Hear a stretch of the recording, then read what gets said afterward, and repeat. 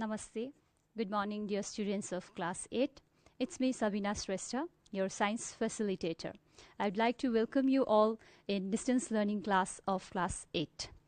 Here, science. Today we are going to study science. So science, to make the studies much more convenient, its contents have been divided into 5 different categories. They are physics, chemistry, biology, astronomy and geology, and environment education. So today we are going to start the first lesson of physics. It's measurement.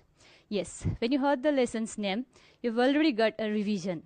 You've already studied about it in class 6 and class 7. So let's get started. Before we get started, okay, let's recall some of the activities of our daily life. You wake up early in the morning and then you just check time. It's 6 o'clock, suppose. Most probably we do wake up at 7 or 8. Suppose it's 6 o'clock and then you just think at what time I slept. I slept yesterday at around, I think it was 10 o'clock. Then you start counting the time, how many hours you slept. Then you start counting like 10, 11, 12, 1, 2, 3, 4, 5, 6, 8 hours, around 8 hours full. I had a very wonderful sleep today. So this you are knowingly, unknowingly, you're measuring time. Similarly, when you go to market to buy some of the vegetables, fruits, or whatever, yeah, you go to the market and then you just meet the shopkeeper and ask. Suppose you've gone to buy a kilogram of apple, for example. Now, when you go to buy, what does the shopkeeper do is, he just takes a beam balance, yes, or a pan balance like this. And then he will just add a standard mass, suppose of 1 kg in one side of the pan balance. Suppose this is 1 kg. And in another side, he will go on adding. In the beginning, it may not be balanced. Yes, this might be a little down or this might be a little up, this pan. And he'll go on adding the amount of material, the material that you wanted. Suppose you're just trying to get some apple. He'll go on adding the amount of matter in it. Yes, the mass you wanted to buy, the apples you wanted to buy, he'll go on adding in another pan of the balance. And as it comes in the equilibrium point, as it gets balanced, then he will come to the conclusion that this much apple, maybe 4, 5 number, it depends. This is equal to 1 kilogram. Yes, and he gives you the same amount of apples to you. So that is 1 kg mass. Similarly, like you want to get some dressed stitched for you. You go to the tailor and the tailor will simply get your measurement. He will use different types of measuring scales for measuring, for taking your length. He might measure the length of your shirt, the length of your sleeves and all. And then he will say, okay, you just get this much meters of cloth or this much length of cloth. You go to the shopkeeper again and then after he will provide you the clothes. Yes, he will just take a measuring tape or maybe a meter rod and then measure the cloth with the help of that measuring tape.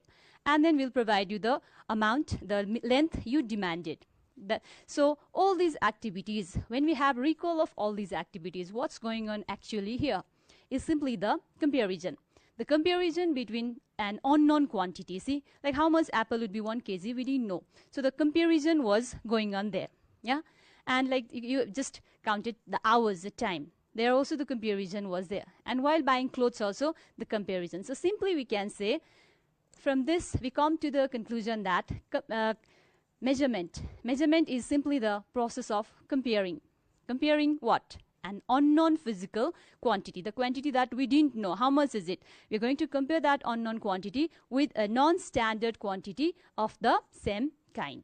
Yeah, so this is called measurement. About this, I think you've already read in previous classes as well. Simple definition.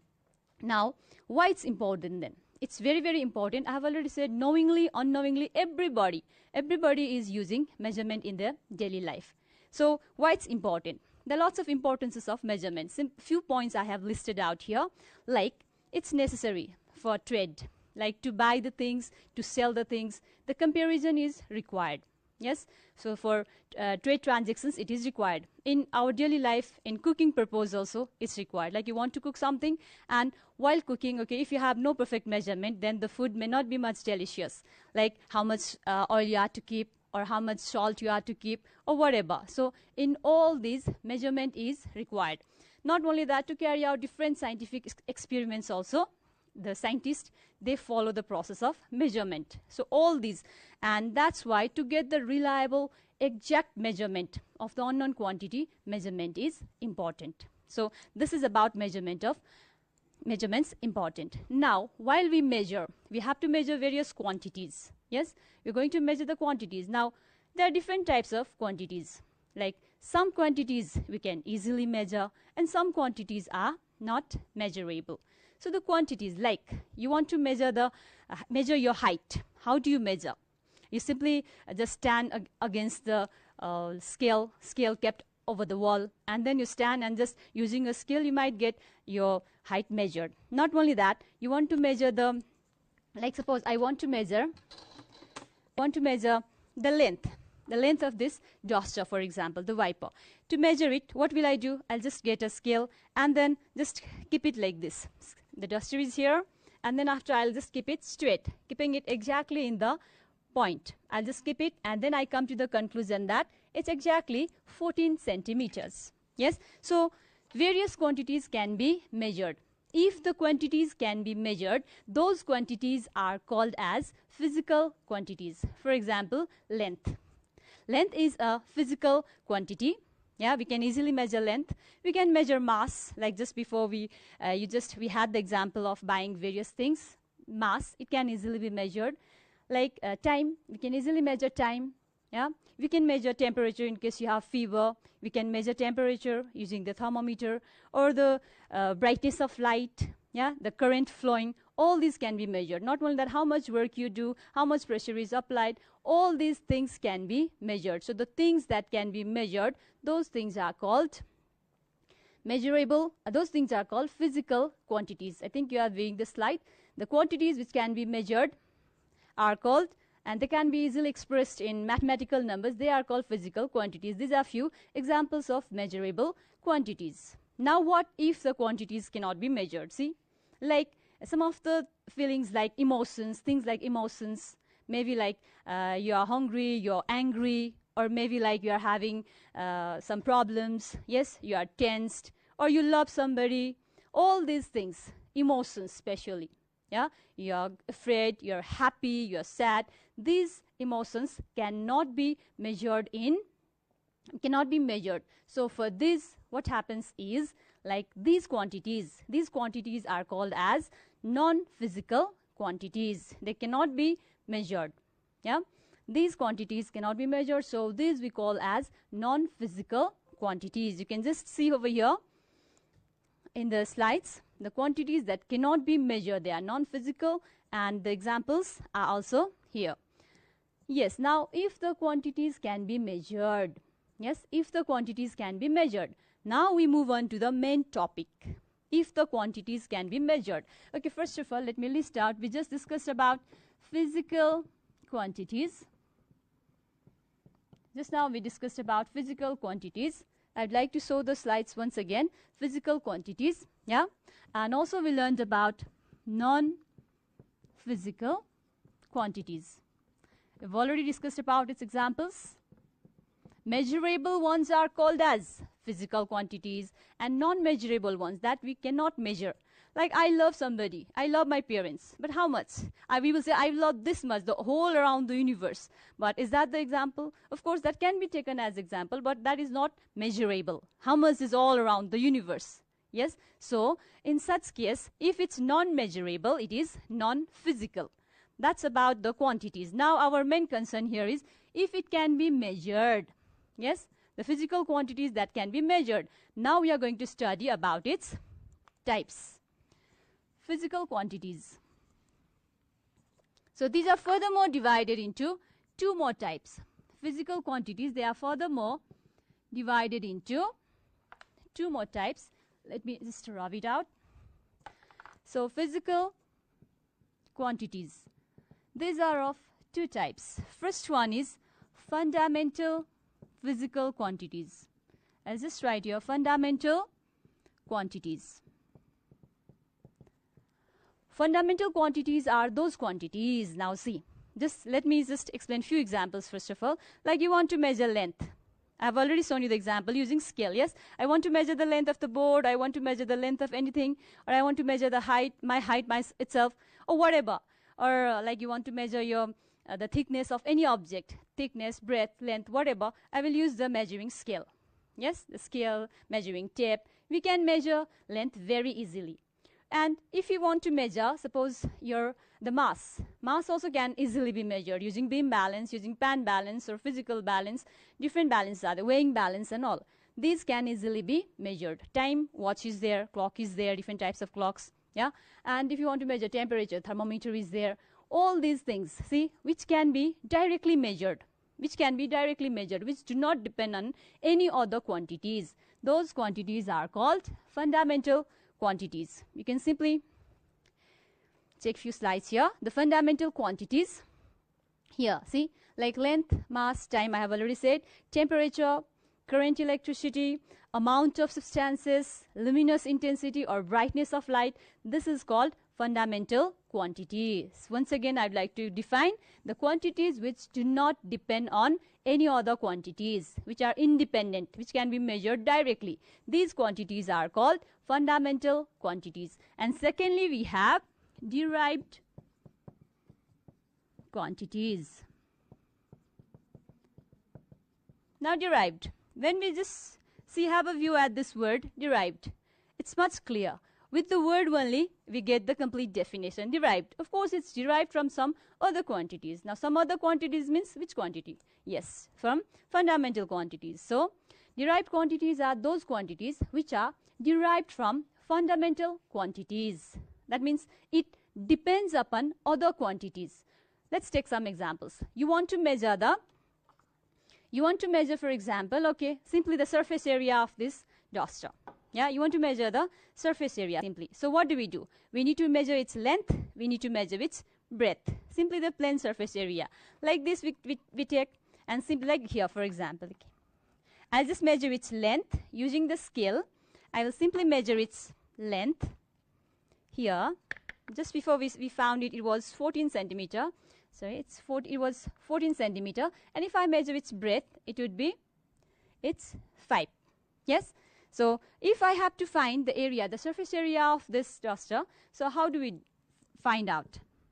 Area. So if you have to find area is length. We all know it's a rectangular object. So the surface area of simple rectangular object, its area is length into PREADTH. It's length into breadth. Now if we have to find the area without length, without breadth, can we find the area? No, it's not possible at all. Yes, so this area, this quantity is completely dependent upon length and breadth, which are the fundamental quantities. So we can say area is a derived quantity. Area is a derived quantity. Similar, we do have many other examples. Volume, if you want to find volume of a cuboid, it's also similarly like this, length into breadth into height. Like here, volume, length into breadth into height. I'll write in short. Yeah. We need to find length of the object, breadth of the object, and height of the object. Though it's length, breadth, height, these all are the type of lengths. Yes. So here we can say like volume. To find volume, it's dependent upon these quantities. So this is also a derived quantity. If we talk about more, we have more examples like speed. Okay. If you want to find the speed, we all know in class 7. These all are the things that you have already studied in class 7. To find the speed, what do you have to do? You should know first of all how much distance is traveled and in how much time. So distance traveled, of course it's a length and the time taken. Yes, so these both are the fundamental quantities, and without these fundamental quantities we can never find this speed. So it's also a derived quantity. Similar, we have more examples like work, power, pressure, all these, acceleration, all these are derived quantities. Okay, till now we have discussed about first of all measurement, then physical and non-physical quantity. Under physical,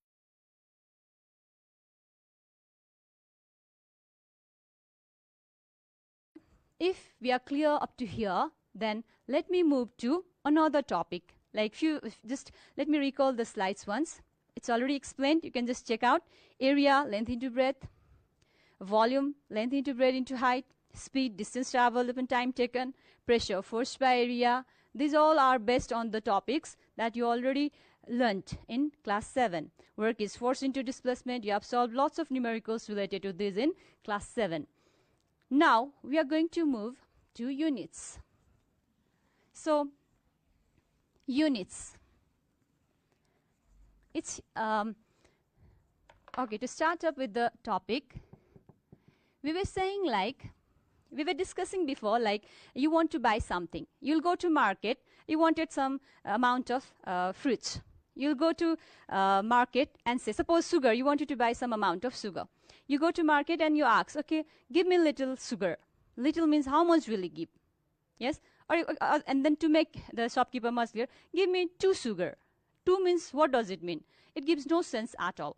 Yes? The pure numerical number in physics, it's actually meaningless. So it must be represented by a certain standard quantity, yeah, behind it. For example, if you just go and say, give me 2 kilograms of sugar, then it would be much more clear. Yes? When you go to a shop and ask, okay, give me 2 kilograms of sugar, then the shopkeeper would be much more clear, like how much to give.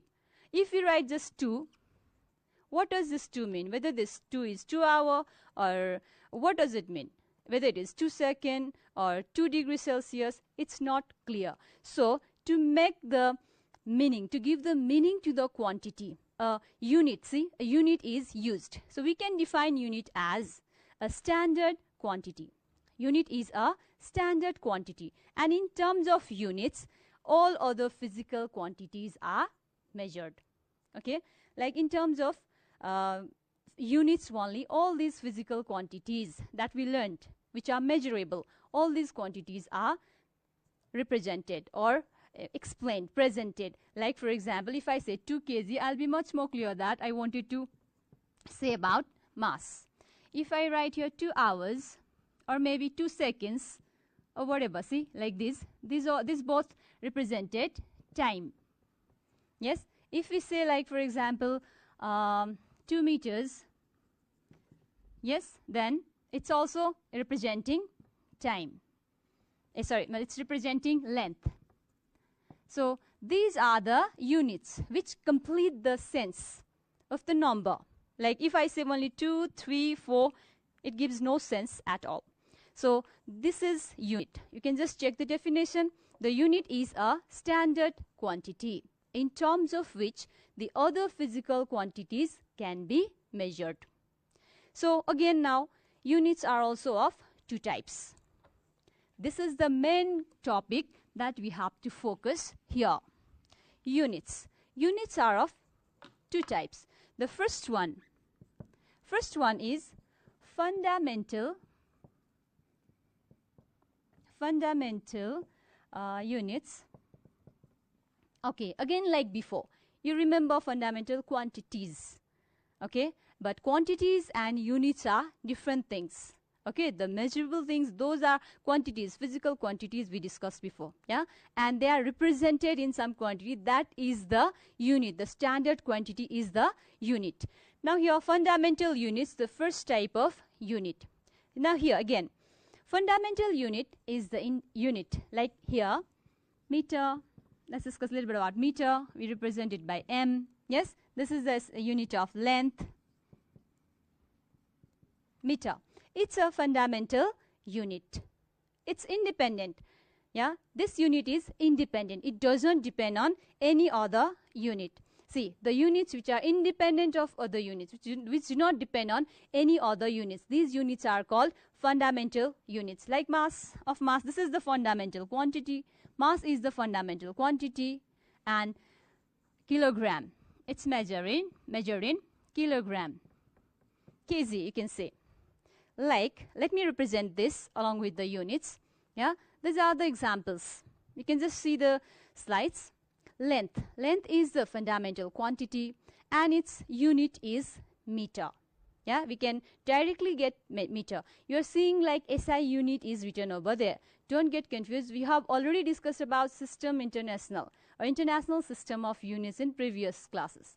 Yes, it's the system which is used worldwide for making uniformity in the measurement. Of course, you might be confused, like why length is not measured in centimeter or kilometer. Of course, it can be measured in centimeter, millimeter, kilometer. All these units are also possible, but the SI unit we are discussing, yes, to create the uniformity all over the world, the SI system of measurement is developed, and we follow SI units here. Another one, like mass. Of course, mass can be measured in different order units like milligram, kilogram, centigram, yes, quintal, tons. Different other units are there. But the main unit, SI unit of mass is kilogram. You can see in the slides there. Third one, we have time. Yes, time, SI unit. Other different units are there, but the SI unit is second. We can measure time in different other units also, like a second, hour, minute, a day, week, month, yes, decades, centuries, all those units are there of time. But the SI unit, main unit is second of time. And another is temperature. The SI unit of temperature is Kelvin, whereas it can also be measured in degree Celsius or degree Fahrenheit. But its SI unit is Kelvin. And you can see over there, it's been written in small k. Of course, it's been derived, like it's been given from the scientific name, from the scientist name, yeah, Kelvin. And of course, like you might be thinking, like, why it's not written in capital K then? No, like why it's simply represented unit over here. Of course, it's named after scientist, but it's representing the unit. That's why it's written small k, Kelvin. But while writing its symbol, we represent it with capital K. Then after we have luminous intensity. Yeah, the brightness of light, it's measured in candela, C-A-N-D-E-L-A, candela, and its symbol is CD. And current, the electric current, it's measured in ampere, of course here named after scientist, A-M-P-E-R-E, ampere, yeah, and its symbol is capital A.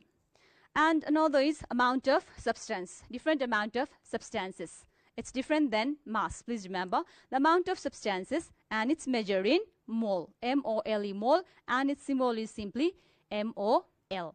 So these all are fundamental units. These 7 fundamental units are separately, specially found by a special convention held in France in 1960. Like previously, people used to follow different traditional systems for measurement. Afterwards, they were having lots of problems. That's why what happened was then they had a meeting, they had a conference, and in that conference, then after they finally came to the conclusion that now we have to develop a special units which would be used worldwide. Yeah, and from that they came to this conclusion, and finally, like 7 special quantities, fundamental quantities, and their 7 fundamental units were found.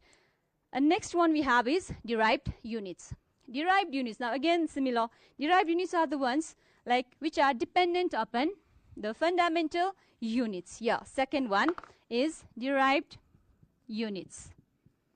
These are the units which are dependent or derived from fundamental units. Now, let's have some examples of this first of all, just before we talked about area.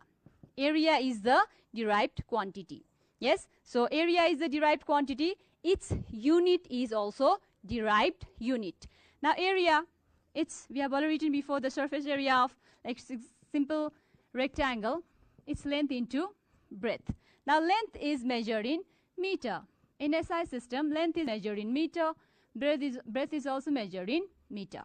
Yeah, and m into, it's represented by m, and it's m square. So the SI unit of area is square meter. This is a derived unit. Few more examples like here. Lots of different derived units are given over here.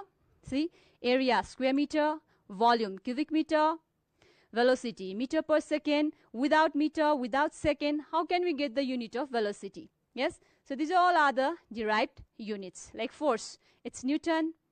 Yes, pressure, Pascal, work energy, power, joule, and all these are different derived units of derived quantities. Now, just now we have already discussed about it. You can check. And one more, speed is equals to distance by time taken. like you can see in the slide, distance is measured in meter and time is measured in second. So the SI unit of speed is meter per second. Okay, so today we learned about measurement, physical and physical quantities and non-physical quantities, yeah, and also we learned about different fundamental and derived quantities, and we learned about different types of units. So I hope you got much more clear with this. So in another class we'll learn more about it. That's all for today. Thank you. Have a wonderful day ahead.